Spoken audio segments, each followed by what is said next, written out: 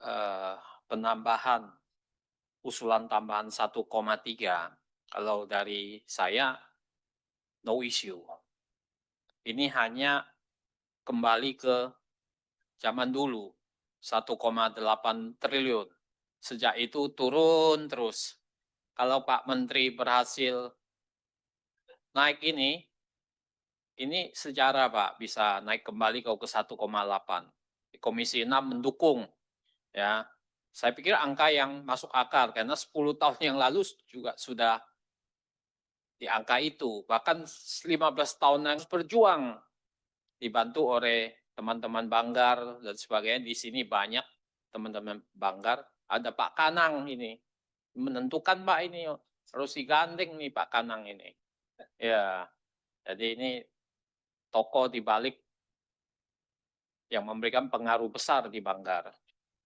Jadi itu. Nah, yang saya dari anggaran ini kemudian yang saya ingin tanyakan adalah, ini ada angka yang cukup menyolok, yaitu mengenai pembinaan dan pengembangan rantai nilai koperasi, itu 20 miliar sendiri, ya kan? Dari anggarannya existing nih, yang sekarang 2027 indikasi ini. Ini kan harus diperjelas Pak Menteri. Apa rantai nilai yang akan dikembangkan seperti apa? Karena dari semua yang saya lihat paling besar ada di sini, 20 miliar. Ketemu belum angkanya? Sudah kan? Program perkoperasian di Deputi Bidang Pengembangan Talenta dan Daya Saing. Itu kan jumlahnya 42 miliar, 42,5 miliar. Nah, yang dari detailnya yang banyak itu ada di pembinaan pengembangan rantai nilai koperasi. Ini ada angka yang cukup menyolok di sini. Nah, nanti Pak Menteri bisa menjelaskan rantai nilai apa yang mau dikembangkan. Karena kan kita juga nggak jelas rantai nilai seperti apa. Apa KPI-nya Pak Menteri, Pak Ferry? Ya, KPI-nya apa? Bahwa ini akan berhasil gitu. Jadi ini tentu, nah ini kan banyak komoditas. Komoditas apa yang diprioritaskan dalam rantai nilai itu nanti? Ini kan juga menjadi pertanyaan. Ya. Nah, saya pikir yang lain saya kecil-kecil nggak ada isu Pak. Ya, yang paling besar ya hanya itu gitu. Nah, yang kedua adalah ini memang kalau kita lihat banyak beredar bahwa banyak koperasi itu sebetulnya banyak masalah di tata kelolanya. Ya, kita melihat banyak sekali koperasi yang buka tutup, nggak jelas. KDMP ini kita bicara mengenai KDMP, buka tutup banyak sekali. Jadi terkesan tuh nggak siap. Presiden datang buka, presiden pergi tutup. Barangnya mungkin minjem itu, ya kan? Saya nggak tahu minjem atau apa, beli atau apa, saya nggak tahu, ya kan? Kemudian yang kedua banyak juga yang di mana itu dekat kuburan tuh di Lamongan, ya. Kemudian ada yang berhadap-hadapan, banyak di berita. Ada yang di tengah hutan di Wonogiri, ya, di atas gunung di desa Ketiten Kendal, ya. Banyak yang berdampingan, kan konsepnya berdampingan buat apa gitu. Jadi ini terkesan memang belum siap, Pak Menteri. Nah, kalau ini dijalankan terus, maka diperkirakan nanti ke depan lokasi saja nggak benar. Kalau ini benar banyak terjadi, kalau ini dijalankan, ya diperkirakan banyak KDMP yang akan mangkrak, Pak. Mangkrak. Bahkan sudah jalan bangkrut. Kalau sehari hanya dapat sekian rupiah, 1 juta atau 500.000, ya lama-lama bangkrut Pak. Itu.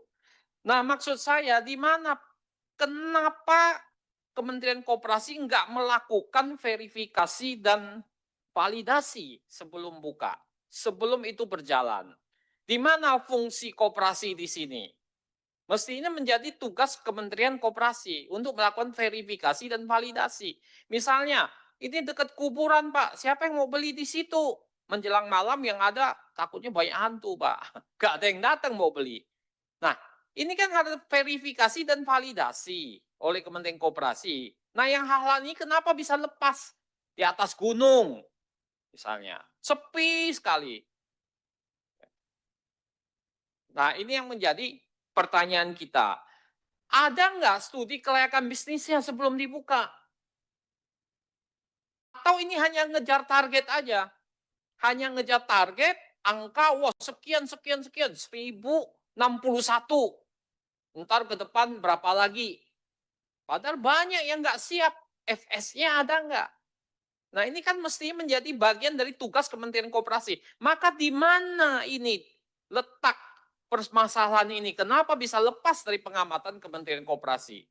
Kalau bukan tugas Kementerian Koperasi, nanti dijawab, Pak, ini bukan tugas Kementerian Koperasi. Supaya ke depan kalau ada yang mangkrak banyak, jangan Bapak yang disalahkan. Kementerian Koperasi ini.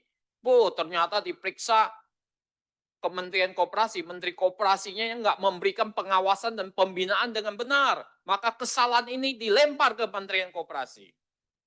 Nah, kalau ini terjadi, jangan-jangan nanti takutnya jadi kayak seperti BGN, Pak. Itu, ya kan? Nah, ini yang pertama. Yang kedua, saya minta Pak Menteri menjelaskan apa indikator keberhasilan KDMP. Ini yang belum jelas bagi kami. KPI-nya apa? Indeks indikator keberhasilan yang objektif itu apa? Apakah jumlah yang berdiri, bangunan yang selesai, omset atau keuntungan? Ini kan bisnis, Pak, sebetulnya. Ini kan bisnis, bukan sosial ini. Masa udah dibukain usaha, udah dibina, nggak dilepas-lepas. Kan suatu saat harus dilepas, Pak. Nggak dikasih terus. Kalau dikasih terus manja, Pak. Nah ini modalnya habis nanti. Bagaimana selanjutnya? Nah indikator keberhasilan KPI, indikator yang objektif apa dari Koperasi Desa Merah Putih? Nah ini harus dijelaskan pada publik sehingga publik tahu bahwa ada indikator yang objektif yang diukur. Ini kelihatannya target, Pak, angka. Wah, 1061. Ntar 5.000 berapa, ntar 80.000. Wah, kejar terus angkanya. Pak Ferry, kalau ini dikejar terus 80.000 dalam jumlah singkat, itu udah hampir dipastikan, Pak, banyak yang mangkrak, Pak. Hampir dipastikan banyak yang mangkrak. Maka tolong ini dicegah sebelum menjalar kemana-mana. Verifikasi dan validasi ini juga menjadi penting. FS-nya penting. Nah, kita minta Kementerian Koperasi menjalankan fungsi itu. Jangan hanya diem di situ. Ya. Nah, itu yang harus dilakukan. Yang ketiga adalah terkait isu bahwa beredar berita bahwa Bapak membeli dari distributor. Wah, ada truk-truk ngangkut di Surabaya itu kalau nggak salah. Ya. Ini model bisnis apa yang mau dikembangkan? Apa keunggulan bisnis Bapak? Apa core kompetensinya? Prahalat dan Gary Hammer mengatakan bahwa harus ada core kompetensi. Kompetensi inti. Apa kompetensi? Kalau cuma ngambil barang dari Indomarko, kemudian ditaruh, besok dipulangin lagi. Wah, ini mah kacau model bisnisnya, udah nggak benar. Bapak, bagaimana Bapak bisa bersaing dengan Alfamart dan Indomaret kalau Bapak model bisnisnya kayak gini? Sampai sekarang ini belum ketemu, Pak. Saya nggak lihat jelas model bisnisnya seperti apa. Bapak tahu nggak berapa SKU yang dijual oleh Indomaret dan Alfamart? 4.500 sampai 6.000. Bapak bisa berapa kalau hanya jual barang-barang BUMN? Sedikit sekali, 600, 400. Mereka 4.500 sampai 6.000. Kalau masyarakat datang apa hanya beli beras, beli gas? Tidak, Pak, beli yang lain-lain. Ciki, snack, semua Pak dia beli, Pak. Bagaimana Bapak menuju ke level yang sama? Ini tugas Kementerian Koperasi, model bisnis. Itu. Kalau Bapak nggak jelas, nanti Pak Kanang, Pak, dia jagoan, Pak, soal-soal gini. Ya.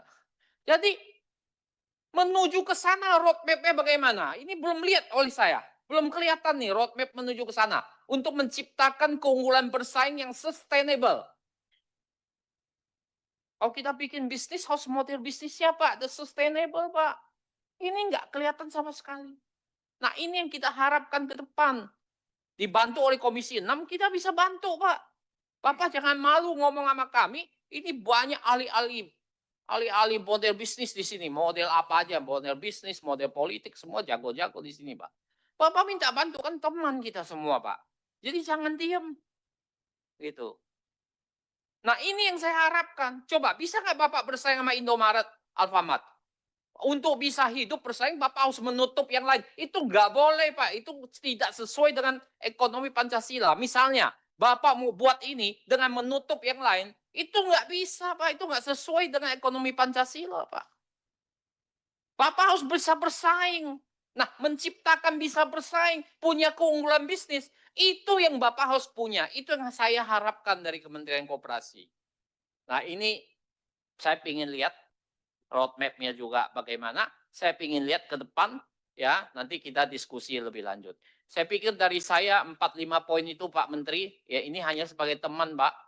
Benar-benar karena saya cinta Kementerian Koperasi ini soku guru Pak, pasal 33, ya, dari dulu sampai sekarang nggak ada yang hidup Pak, ya, nggak hidup-hidup ini Kementerian Koperasi. Yang punya daya saing itu 23%, hampir 77%. Keunggulan bersaing koperasi itu nggak punya keunggulan bersaing, Bapak Ibu semua. Jadi coba nanti buat indeks competitiveness koperasi. Ya, kok saingnya lemah sekali. Nah, ini tugas Pak Ferry dan saya yakin Pak Ferry bisa. Terima kasih, Merdeka.